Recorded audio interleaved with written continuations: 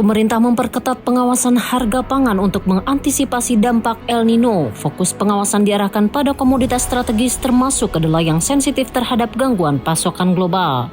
Pemerintah akan mengumpulkan para importir agar tidak menaikkan harga terlalu tinggi. Pemantauan juga diperkuat melalui koordinasi intensif bersama pemerintah daerah. Selain itu, pemerintah memastikan ketersediaan bahan pokok utama tetap terjaga, terutama beras. Cadangan beras nasional saat ini mencapai sekitar 4,6 juta ton dan diperkirakan meningkat menjadi sekitar 5 juta ton. Jumlah ini jauh lebih tinggi dibandingkan periode sebelumnya yang umumnya berkisar antara 1,5 hingga 2 juta ton. Kondisi ini dinilai memperkuat ketahanan pangan menghadapi musim kering. Pemerintah juga menghitung ketersediaan pangan dari sektor hotel, restoran, dan catering sekitar 12,5 juta ton. Sementara tanaman yang siap panen diperkirakan mencapai sekitar 11 juta ton. Nanti kami kumpulkan teman-teman yang importir, jangan terlalu menaikkan harga yang tinggi. Posisi sangat aman, bukan aman, sangat aman. Kemudian kita bagaimana menghadapi El Nino. Alhamdulillah stok kita 4,6 juta ton hari ini. Bulan April insya Allah bisa 5 juta ton. Dan ini tertinggi sepanjang sejarah. Dulu kalau bulan April itu hanya 1,5 juta ton, maksimal 2 juta ton. Berarti 3 kali lipat. Nah ini adalah kita patut syukuri. Kemudian standing crop, yang dikatakan standing crop yang tanaman sekarang yang siap panen itu 11 juta ton. Totalnya 28 juta ton. Dengan total sekitar 28 juta ton, cadangan ini dinilai cukup untuk memenuhi kebutuhan selama 10 hingga 11 bulan. Perhitungan ini juga mencakup kebutuhan selama musim kemarau akibat El Nino.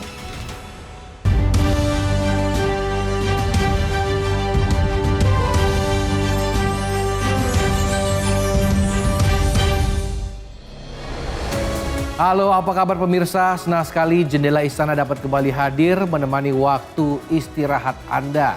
Kami telah merangkum laporan lengkap seputar aktivitas Presiden Republik Indonesia mulai dari agenda resmi hingga momen di balik tugas kenegaraan.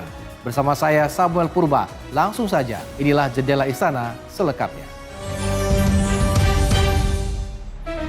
Dari informasi yang pertama, Presiden Prabowo Subianto memerintahkan pemanfaatan lahan negara di kawasan strategis untuk pembangunan perumahan rakyat. Program ini ditujukan untuk memperluas akses hunian layak bagi masyarakat berpenghasilan rendah dengan proyek awal disiapkan di Jakarta dan Bandung.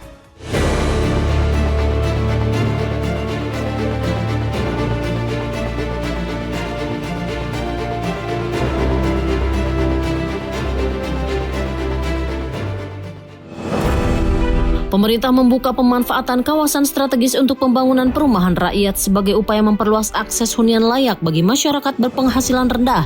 Arahan ini disampaikan Presiden Prabowo Subianto agar lahan-lahan negara di lokasi premium dimanfaatkan secara optimal untuk kepentingan publik. Selanjutnya, Presiden meminta Menteri Agraria dan Tata Ruang menyiapkan lahan negara secara cepat untuk pembangunan perumahan. Sementara itu, pembiayaan dan pembangunan proyek direncanakan dilakukan melalui Danantara sebagai bagian dari skema pelaksanaan program. Sebagai tindak lanjut, pemerintah mulai mengidentifikasi sejumlah lahan negara bersama jajaran BUMN. Beberapa lokasi yang disiapkan berada di kawasan Tanah Abang, Jakarta, serta sejumlah titik di kota Bandung yang dinilai memiliki potensi untuk pengembangan hunian rakyat. Dan utamanya di daerah strategis, tadi juga arahan Presiden, Bapak Presiden Prabowo sudah mengarahkan untuk Pak Nusron, Menteri ATR, untuk mempersiapkan lahan-lahan untuk perumahan dengan cepat, sehingga nantinya lahan yang dipersiapkan Pak Nusron, kita juga sudah mendapatkan arahan untuk bisa dipersiapkan pembiayaannya dan pembangunannya oleh Danantara. Jadi bagaimana lahan-lahan negara ini bisa dikelola untuk perumahan rakyat. Yang pasti tanah negara itu arahan Presiden Prabowo digunakan untuk kepentingan negara dan kepentingan rakyat.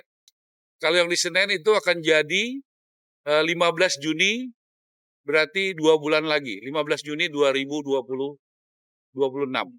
Jadi totalnya 824 unit. Pemanfaatan lahan milik negara ini diarahkan untuk kepentingan masyarakat luas, khususnya kelompok berpenghasilan rendah. Kebijakan ini menempatkan tanah negara sebagai instrumen untuk memperluas akses perumahan di wilayah yang selama ini memiliki keterbatasan lahan terjangkau. Sebagai langkah konkret, pemerintah telah memulai pembangunan perumahan di kawasan Pasar Senen, Jakarta Pusat. Proyek ini mencakup sekitar 324 unit hunian yang ditargetkan rampung dalam waktu dekat sebagai bagian awal implementasi program. Selain proyek di Pasar Senen, KAI juga menyiapkan tambahan sekitar 500 unit hunian di Jakarta. Di sisi lain, proyek pembangunan perumahan di Bandung juga tengah dipersiapkan untuk dimulai pada tahap berikutnya. Dengan proyek awal di Pasar Senen dan tambahan hunian yang disiapkan, jumlah unit perumahan yang direncanakan mencapai sekitar 824 unit. Kehadiran hunian ini diharapkan memperluas akses masyarakat terhadap tempat tinggal layak di kawasan strategis. Ya, tidak hanya itu, Presiden Prabowo Subianto juga mendorong percepatan program 3 juta rumah melalui riset perguruan tinggi dan kolaborasi sektor swasta. Pemerintah menyiapkan lahan negara, sementara kampus, BUMN, dan perusahaan dilibatkan untuk mempercepat pembangunan hunian bagi masyarakat berpenghasilan rendah.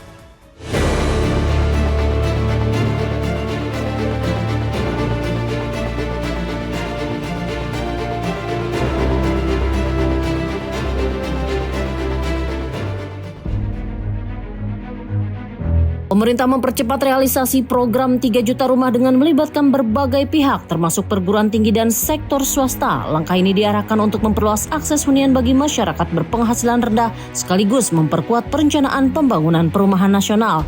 Dalam upaya ini, Presiden mendorong perguruan tinggi melakukan riset dan kajian intensif terkait persoalan perumahan di Indonesia. Penelitian ini diharapkan menghasilkan solusi terhadap tantangan pembangunan hunian sekaligus mendukung percepatan pelaksanaan program prioritas pemerintah. Pelaksanaan riset akan dikoordinasikan antara Kementerian Pendidikan Tinggi, Sains dan Teknologi dengan Kementerian Perumahan dan Kawasan Permukiman. Kerjasama ini bertujuan memastikan hasil penelitian dapat langsung digunakan sebagai dasar kebijakan dan implementasi pembangunan perumahan. Selain riset perumahan, perguruan tinggi yang memiliki fakultas planologi juga diarahkan membantu pemerintah daerah dalam pembenahan tata ruang kota dan kabupaten.